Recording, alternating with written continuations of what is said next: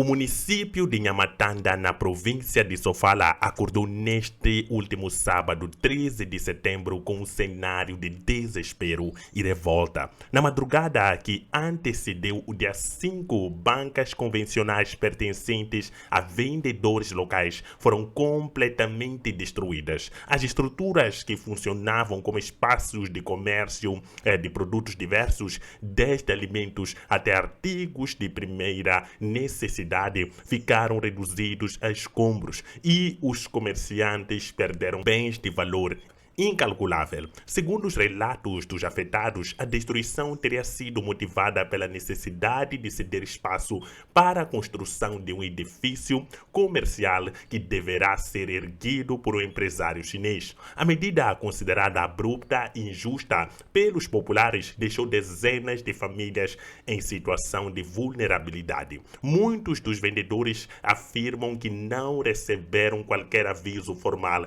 da intenção de demolição e foram surpreendidos pela ação que ocorreu durante a noite, quando o comércio já estava encerrado.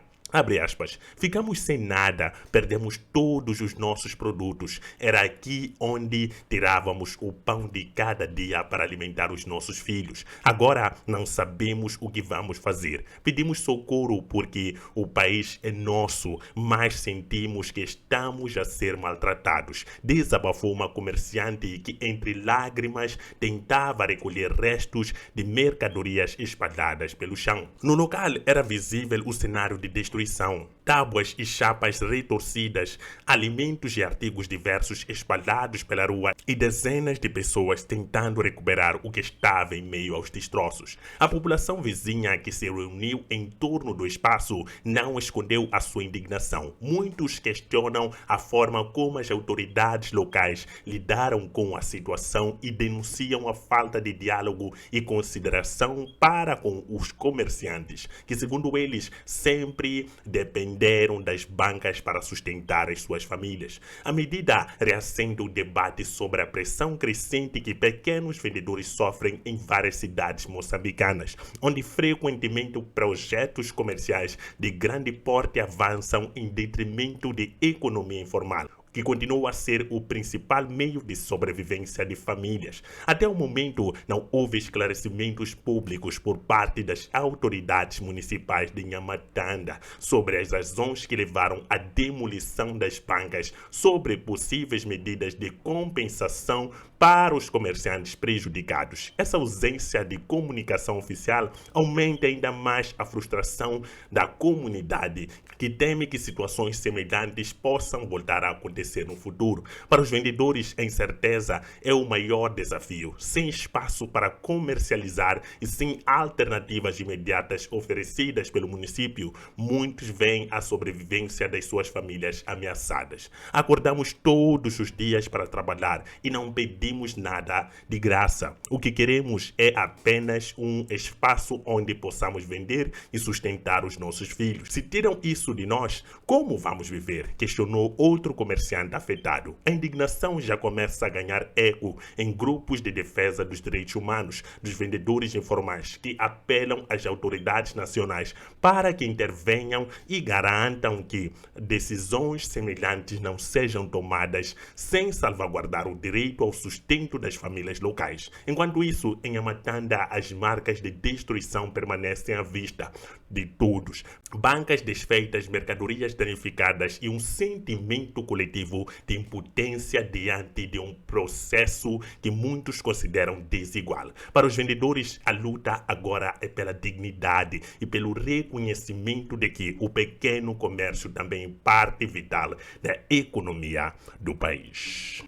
É isso, é uma situação que eu encontrei nas redes sociais e decidi partilhar com vocês. É uma situação triste ver produtos espalhados no meio de produtos de comerciantes que pedem socorro em Nhamatanda porque a situação não está fácil. É verdade. É verdade o que está a acontecer e é uma situação que me chocou, apesar de ter acontecido há dias anteriores. Eu queria comentar aqui no canal e trazer isso para vocês. Vocês têm que perceber o seguinte: existe aquilo que se chama capitalismo. No capitalismo, vence quem paga mais. E nós sabemos muito bem que não é fácil para pequenos comerciantes, se é assim como se fala, se manterem nessa situação do capitalismo, porque não é fácil. O dinheiro, quem tem mais dinheiro é que vence nessa corrida, mas deve haver mecanismos de proteção para essas pessoas. Eu imagino que talvez as pessoas não estavam a trabalhar de forma legal, havia falta de documentos, mas não pode-se destruir produtos de famílias. Pessoas dependem muito do comércio e agora nós vemos que grandes lojas estão a abocanhar aquilo que é o comércio informal, que é o comércio das pessoas que tentam fazer a sua vida, e o município e o governo devem arranjar mecanismos de proteger o pequeno comerciante, porque é o pequeno comerciante que mete dinheiro para Moçambique. Se vocês perceberem, cidadãos chineses, cidadãos indianos, etc., o dinheiro vai para fora, não vai para aqui. O dinheiro circula fora, porque a maior parte das pessoas faz isso para sustentar as suas famílias que estão fora de Moçambique. Então, pequenos comerciantes que fazem a economia local girar e fazem com que a moeda gire naquilo que é as famílias moçambicanas, porque esse chinês vai contratar 2, 3 pessoas para trabalharem nessa tal loja, mas essas pessoas faziam o ecossistema inteiro funcionar. Vocês sabem qual é a relação entre o pequeno comerciante e as pessoas que trabalham com isso. Então, tem que haver essa situação, tem que haver esse trabalho entre o município, entre as autoridades e essas pessoas que precisam de estar próximas do governo. O governo tem que se aproximar dessas comunidades e não permitir que esse tipo de situação já aconteça. Ou faça um aviso prévio, destruir as coisas, as mercearias ainda com os produtos lá dentro e na calada da noite, segundo relatos. Então, isso é algo grave.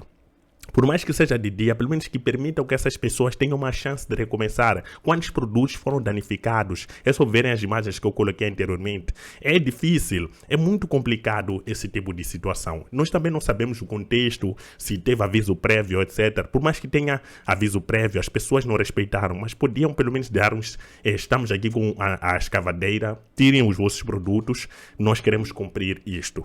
Não fazer com que essas pessoas percam tudo. São milhares de meticais que a pessoa investiu na sua loja. Esses produtos, talvez alguns deles já não vão ser possíveis de comercializar porque foram esmagados. É só ver a situação como está.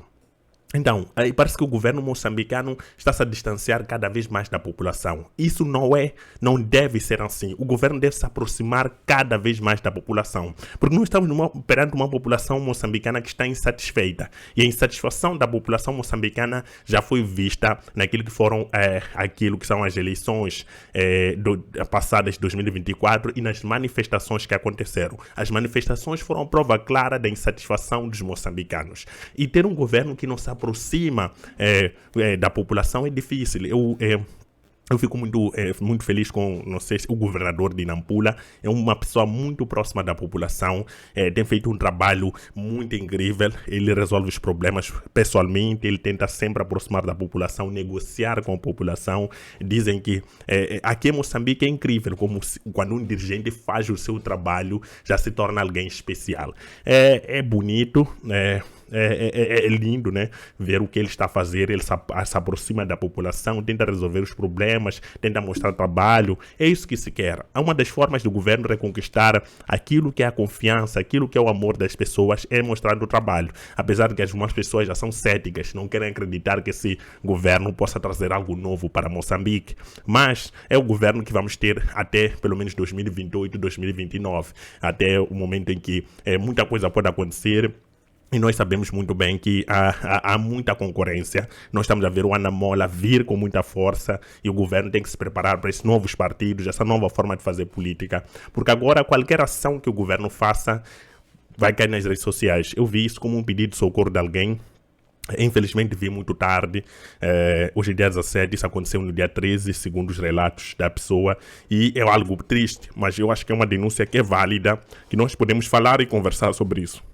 O moçambicano é alguém que tenta fazer de tudo para poder melhorar a sua vida, para poder fazer com que as coisas aconteçam da melhor forma possível. Mas mesmo assim, há muito sufoco por parte daquilo que é o governo, daquilo que as próprias estruturas que trabalham com esse tipo de coisas. Então, é uma situação que me deixou um pouco triste, na verdade muito triste, por ver o esforço de alguém que fez tanto para poder estar onde está e ser abocanhada pelo capitalismo. Infelizmente, a regra do lucro é que fala mais alto. Os pequenos comerciantes sempre vão perder nessa guerra porque não têm dinheiro para poder fazer frente com os maiores, os gigantes. Então, nós temos que ter em conta isso. Eu presto os meus sentimentos perante essa situação, mostrando nesse vídeo para vocês. Coloquem nos comentários o que vocês acham. Meu lema é informar, apesar de serem informações tristes às vezes, ou a maior parte das vezes, mas nós temos que saber para podermos ter uma forma e um pensamento para agir. Coloque nos comentários a sua opinião, por favor. Não esqueça que o lema do canal é olhar a África em uma perspectiva africana. Tchau!